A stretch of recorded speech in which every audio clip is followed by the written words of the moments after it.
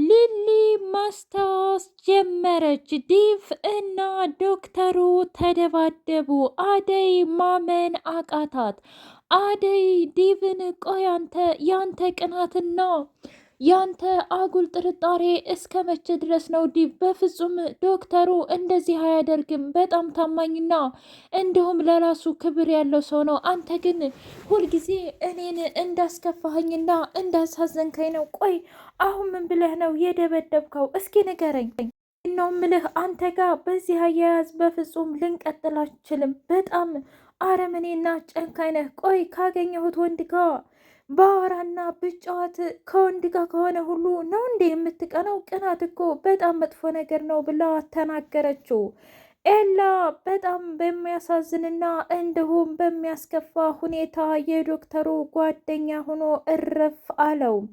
እናም ኤላ ሊሊን ሳይ በጣም ልቡ ተሰበረና አለቀሰ። አደይ ማመን እስከሚያቅታት ድረስ እንግዲህ ደስ የሚለው ነገር ሊሊ ትንሽ ትንሽም ቢሆን ማስታወስ እየጀመረች ነው። አደይ እባክሽ ሊልዬ ማስታወስ አለብሽ። አንቺና እኔ የረጅም ዓመት ጓደኛ ማቾች ነን። አልፎም ደግሞ በጣም ብዙ ስቃዮችና መከራዎች አብረን አሳልፈናል እና ማስታወስ አለብሽ እያለች በጣም ለመነቻት። እስኪ ንገሪኝ ታዲያ እኔ ለምንድን ነው ሁሉንም ነገር የረሳሁት? አደይ አንቺስ ደግሞ ማነሽ ብትላትም እንኳ እነግርሻለሁ፣ ግን ደግሞ ቀስ ብለሽ። ኤላ ግን መጥቷል አይደለም? አባቱ እኮ እኔን እንደማይወደኝና ለሌላ እንደሚድረው ነበረ። አየሽ እኔ እሱ ግን እኔን ስለሚወደኝ ሰተት ብሎ ወደ እኔ መጣ ብላ ስትል ትክክል። ኤላንቺን በጣም ነው የሚወድሽ የሚያፈቅሽ ልልዬ። እናም ወደ ራስሽ ተመልሰሽ የኤላ ጓደኞችን ሁሉ መተዋወቅ አለብሽ። እረስተሻችኋል እኮ ትተሻችኋል ብላ ስትል ታዲያ የኤላ ጓደኞች እነማን ናቸው ብላ ስትል አንዷን ነኝ። ምን? እንዴት ኤላ የሴት ጓደኛ ሊኖረው ይችላል? አልገባኝም። ነገርኩሽ አይደል እንዴ? ከዛም በኋላ ዴቭ፣ ዶክተር፣ ሁሉም ባቡሬ ሳይቀር የጓደኞች ናቸው። እናም እነሱን ልትግባቢያቸውና እንደገና ደግሞ ኤላ የሚልሽን በሙሉ ማድረግ አለብሽ። መድኃኒትሽን ውጠሽ ስትጨርሽ ሁሉም ነገር እንደሚገለጥልሽ ተስፋ አደርጋለሁ ብላ አለቻት። ቤዛና ወንድሟ በሚያሳዝን ሁኔታ እና አበበን አሳልፈው ለመስጠት ከገጀራው ጋር ተደራደሩ። 5 ሚሊዮን ብር የምትሰጠን ከሆነ ልጆቹ አሉበት ድረስ ሂደን ጋማቸውን ይዘን ለአንተ እንሰጥሃለን፣ ካልሆነ ግን በፍጹም አናደርገውም እመነን ብለው አሉት። ምን ይህን እንኳን እኔ ይቅርና እስኪ ንገሩኝ፣ ሰዎች እንኳ 5 ሚሊዮን እኮ እከፍልሃለሁ አላሉኝም። ይልቁንስ 100,000 ብር ልስጣችሁና ሁሉንም ነገር ለእኔ እንድትሰጡኝ ይፈልጋለሁ። ዳጊ፣ ቤዛ፣ በእርግጥ አውቃለሁ የእናታችን ቤት መመለስ እንዳለበት ጠንቅቄ ነው የማውቀው። ቢሆንም ግን በፍጹም በዚህ ሁኔታ ሊሆን አይችልም። አበበ እንኳ ሰገጤ ነገር ነው። ሄለን ግን ምን አደረገችሽ? በጣም የዋህና ሚስኪን ናት። እሷን ልንጎዳ አይገባም ብሎ ሲላት፣ ምን አንተና እኔ ቆይ ከመቼ ወዲህ ነው ደግሞ እንደዚህ ለሰዎች ማዘን የጀመርነው? አንተም ለእኔ እኔም ላንተ ነው እንጂ ያለነው እና ደግሞ የእናታችንን ቃል አትርሳሽ። እናታችንም በምን እንደሞተች እንዳትረሳ።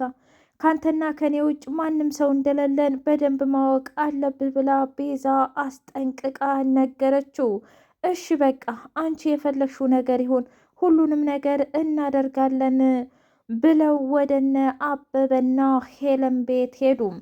አሹ ሁሉንም ነገር ነገራት። እኔ አፈቅርሻለሁ፣ እወድሻለሁ ሮማኔ፣ ነገር ግን አንቺ በፍጹም እየተረዳሽኝ አይደለም። አልፎም ደግሞ የሆነ መጥፎ ቃላት ተናግሬ እንዳላስቀይማት እህትነትሽን እንዳላጣ ብዬ ነው እንጂ እስከ ዛሬ በአንቺ ፍቅር እየተንገበገብኩ ያለሁት እኔ ነኝ እኮ ብሎ ፍርጥ አደረገው። የምትገባበት ጠፋት። እኔ ይህን ነገር አሁንም ቢሆን ማሰብና ማሰላሰል አልፈልግም። እኔ እኮ ገጠር አግብቼ ልጅም ያለኝ ሰው ነበርኩ እና ታዲያ ለምንድን ነው ራስሽን በድሮ ማንነትሽ የምትገምችው? እኔ እኮ አሹ ነኝ። ከልጅነት እስከ እውቀት ድረስ ያፈቀርኩሽ ገና ለገና በዛ ጫኜ ተነክቻለሁ ብለሽ ነው እንዴ እንደዚህም ቢዘራፍ የምትይው? ከኔ ጋር መሆን ከፈለግሽ ሁኚ፣ ካልሆነ ግን ከዚህ በኋላ አንቺን ስለማመጥ አልኖርም፣ መስመሬን አሰምራለሁ ብሎ አላት። ሰላም ውድና የተከበራችሁ የህያ ቤቴ ቤተሰቦች እንድናችሁልኝ ሁሉ ሰላም ሁሉ መልካም። እኔ እግዚአብሔር የተመሰገነ ይሁን ሰላም ነኝ፣ ደህና ነኝ። ለዚህ ቻናል አዲስ የሆናችሁ ሰብስክራይብ እያደረጋችሁ ቤተሰብ የሆኑ ነባር ቤተሰቦች ደግሞ ስለምትከታተሉኝ እጅጉን አድርጌ አመሰግናለሁ። እጅግ አስተማሪውና አጓጊው ሰራተኛዋ አደይ እንደቀጠለ ይገኛል። አደዬ ልቧ ስብር ብሎ አበበን የሚከታተለውን ልጅ ወይም ገጀራውን አንተ ግን ምን ሆነሃል? ምንም አታፍርም እንዴ? እንደዚህ ወንድ ልጅ ስትከታተል ቆይ ከሱ ምን ፈልገህ ነው ብላ ስትለው አንቺ ደግሞ ማነሽ ትሰምኛለሽ ብሎ ገፍትሮ ጥሏት አበበን መከታተል ጀመረ።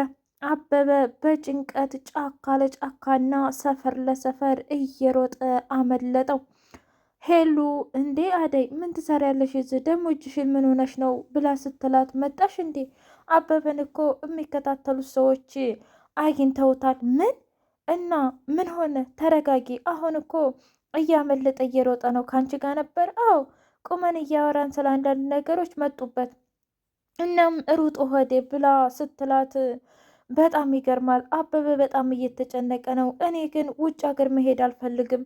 እስኪ ንገሪኝ፣ እስከ መቼ ድረስ ነው የሰው ሀገር የምንቀመጠው ብላ ስትላት አደይዬ ግን እኮ ለፍቅር በጣም ብዙ መስዋዕትነት መከፈል ይቻላል። እስኪ ተመልከችም አበበ ቢያንስ ከውጭ ሀገር መጥቶ በጣም ብዙ ነገር እዛ አይቶ አንቺን አልረሳሽም አይደል? እና እንደዛ ስትታሜ ሰፈሩ ቡና ሲጠጡብሽ በአንቺ ወሬ እነዛን ሁሉ አፋቸውን አዘጋ አይደለም? ታዲያ አንቺስ ቢሆን ለፍቅር ብለሽ የቱንም ያህል መስዋዕትነት ብከፍል ምን ችግር አለው? ሄሉ አንዳንድ ጊዜ ቆም ብለን ማሰብ አለብን። እሺ በፍጹም እኔ የሆነ ነገር እንድትሆኚ አልፈልግም። አበበም እንደዛው፣ ሁለታችሁም እህትና ወንድሜ ናችሁ ብላ ስትል እሺ ስለኛስ እሺ እናስተካክላለን፣ ግን አንቺ እንዴት ተፈጠረ ማለቴ የገጠሩ ጉዳይ ብላ ስትላት የገጠሩ ጉዳይ እየሆነ አይደለም። እናም ዲቭ አሁን ላይ እየተረዳኝ አይደለም። አብሬ ከቆምኩት ወንድ ጋር ሁሉ የሚሄድና እንዲሁም የምከዳው እየመሰለው ጧት ማታ እየጨቀጨቀኝና ከሰው ጋር እየተጣላ ነው። ብታይ ምንም ነፃነት እያገኘሁ አይደለም ብላ ስትላት ወንድ ልጅ አይደለም አይዞሽ እሺ አበበዬም እኮ እንደዚህ ነው ብላ ወደ መንገዳቸው አቀኑ። ሊሊና ብርቅዬ በጣም ተጣሉ። እኔ ምልሽ ትወጫለሽ ከቤቴ ወይስ አትወጭም? አሁንስ ስብደትሽ በጣም አመረረኝ ብላ ስትል ብርቄ አንቺ እኮ ሰራተኛችን ነሽ፣ አንቺ ነሽ እንጂ መውጣት ካለብሽ እኔ እንዴት ነው የምወጣው? ምን? ቆይ ግን እኔ እኮ ፍቅር ነኝ። አይ በፍጹም አንቺማ ፍቅር እቶኜ አትችይም። እሺ ግን አደይን ታውቂያታለሽ እንዴ? እስኪ ንገሪኝ ብላ ስትል አደይ ደግሞ ማናት? ከዛ ፍቅር እያለች ስመጣ አደይ ማለት ይችናት። ምን ይቺ ሐኪሟ ማለቴ መምህሯ? ወይ ጉድ ደግሞ መምህር ሆነች። አርቂልኝ እባክሽ ብርቄ የሚበላ ምግብ አምጭልኝ ብላ ከአደይ ለመራቅ ሞከረች። በጣም ጥሩ። ስለዚህ አንቺንና አደይን ለሁለት ከፍልና እኔ ደግሞ አንቺን ተጠቅሜ ዲቭን የራሴ ማድረግ እችላለሁ ብላ ሌላ ቀመር እየቀመረች ትገኛለች። ብርቅዬ የእውነትም ደግና ጥሩ ስም ነው የተሰጣት። ግን እሷ በጣም እየተናደደችበትና እየጨሰችበት ትገኛለች። ዶክተሩ ከኤላ ጋር ደውሎ እያወራ ባለበት ሰዓት ታውቃለህ አሁኑ እየናፈቀች ነው። በዛ ላይ ከዲቭ ጋር ሳያት ደሜ ይፈላል። እኔ እኮ ምንም እየገባኝ አይደለም። አደይ እንደሆነ እኔን ቀጥ ብላ እንኳ አታየኝም። አንድ ጊዜ ልቧ ያለው ዲቭ ጋ ነው፣ ግን ደግሞ ለምን እንደሆነ አላውቅም ብሎ ሲለው ፍቅር ነዋ። አንተም ቢሆን ዙሮ እስካሁን ድረስ አላገባች፣ ጠበቅ አድርገህ እኮ መያዝ አለብህ ብሎ አለው። ምን? አረ ተው ግደለህም ተው፣ እሱን ትታ ወደ እኔ አትመጣ። አይ ምናልባት እኮ እሷ ወይም በውለታ ታጥራ አሊያ ደግሞ ልጁ ጥሩ ልጅ ስለሆነ አስባለት ሊሆን ይችላል። ምናልባትም ደስተኛ ላይ ያደርጋት ሊሆን ይችላል እና ብትገፋበት ጥሩ ነው ብሎ ሲለው ሩታ እየመጣች በቃ ቻው አሁን እንግዳ መጥቶብኛል ብሎ ከጓደኛው ጋር ስልኩን ዘጋው። ሩታ ዶክተር እንዴት ነህ ብላ ስትለው ደህና ነኝ፣ ግን ደግሞ በሰላም ነው የመጣሽው? ምን ነው መምጣት የለብኝም ነበር እንዴ? አይ እኔ እኮ ሰላም ልበልህ ብዬ ነው። እንዴ ለሰላምታ ከዛዚህ ድረስ? አዎና። ምን ነው ትምህርት የለም እንዴ? አይ እኔማ በፊት አባቴ ጋር እማር ነበር። አሁን ግን ማለቴ ባለፈው የመጣችው አክስቴ ነች ሊሊን የምትንከባከበው። አዎ እና እናቴ ደግሞ ውጭ ሀገር ናት። በቃ እናቴ በምትልክልኝ ገንዘብ ከአክስቴ ጋር ነው የምኖረው ብላ ስትለው በጣም ጥሩ፣ ይልቁንስ አንድ ሀሳብ አመጣሁልህ ብላ አለችው። ሐኪም ቤትህን በቲክታክ ላይ ብናስተዋውቅ ምን ይመስልሃል ብላ ስትለው በጣም ደስ ይለኛል፣ እንደውም ጥሩ ሀሳብ ስላመጣሽ አመሰግናለሁኝ ብሎ አመሰገናት። እሺ አንተስ ህይወትህ፣ ላይፍህ፣ ስራህ ብላ ስትለው በጣም አሪፍ ነው። እናንቺ የጨረሻ አይመስልሽም? ማለቴ ብንወጣ ምን አይበቃሽም እንዴ ከሆነ ወይ ብሎ ሲላት፣ አረ ችግር የለውም። ቆይ ግን ሩታ ምን እያደረግሽ ነው? ሰውዬው እኮ በጣም እየተኮሳተረብሽ ነው ብላ ብቻዋን ስታወራ፣ አናገርሽኝ እንዴ ሩት ብሎ ሲላት፣ አረ አላናገርኩም ዶክተር። እሺ የሊሊን ጉዳይ እንዴት አደረግሽ? ሊልሽ ደግሞ አንቺን የት ነው የምታቅሽ ብሎ ሲጠይቃት፣ ድሮ ትምህርት ቤት አብረን እንማር ነበር። ኤላን በጣም ስለምትወደውና ስለምታፈቅረው ሌላ ሴት እንዲነካባት አትፈልግም ነበር። ቤዛ ደግሞ አንድ ጊዜ ኤላንና እንዲሁም ሊሊን በጣም ታጣላቸው ነበር እና እሱ አላፈቀራትም ነበር ማለት ነው።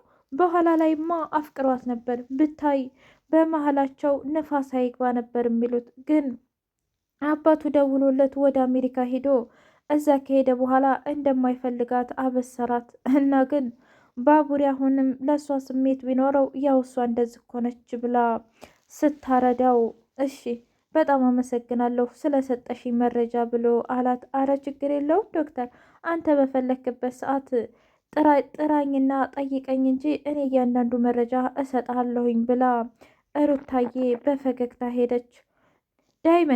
ዳይመንድ በሩታ ፍቅር አብዶና ጨልሎ፣ እናንተ ማመን አለባችሁ ካፕል ሆኖ እንጂ እኔ ደሃና ምንም ነገር ስለሌለኝ ሩታ እንኳ የተማረ ሰው ዶክተርን ፈለገች እያለ በጣም እየተናደደ ነው። እና ኪንጎ ምን እያደረክ ነው ዳይመንድ ብሎ ሲለው፣ እማራለሁ ከዚህ በኋላ ተምሬ ራሴን ቀይሬ ለብነትንም ትቼ እኔም እስኪ እንደ ወንዶቹ ሴት ማስደመም እችልበት ይሆን አልችልበት ይሆን? እስኪ ንገረኝ። ከኋላ እየመጡ የወደድኳቸው ሴቶች ሁሉ ሌላ ወንድ እየወደዱ ሄዱ። ታዲያ ምንድን ነው አላማና እቅድ ያለኝ? እስኪ ንገረኝ ብሎ አለው። ይልቁንስ አንተ የቤትን ጉዳይ ምን አደረክ? ማለቴ መቼም ቅምጥል አናትህን እንዳትል ብዬ ነው ብሎ ሲለው፣ አዎ ልክ ነህ፣ ሂጄ እኮ አናገርኳት። ለምንድን ነው ቁጥሬን ያሹ ብዬ ስላት ይቅርታ ምናምን አትለኝም መሰለ። አንተ ግን ፋራ ነህ እንዴ? እንዲህ ይባላል? እሷ እኮ እየወደደችህ መናገር ፈርታ ነው ብሎ አለው። ውድ የህያቤቴ ቤተሰቦቼ የዛሬው ይህን ይመስል ነበረ። ሰራተኛዋ አደይ። በቀጣይ እስከምንገናኝ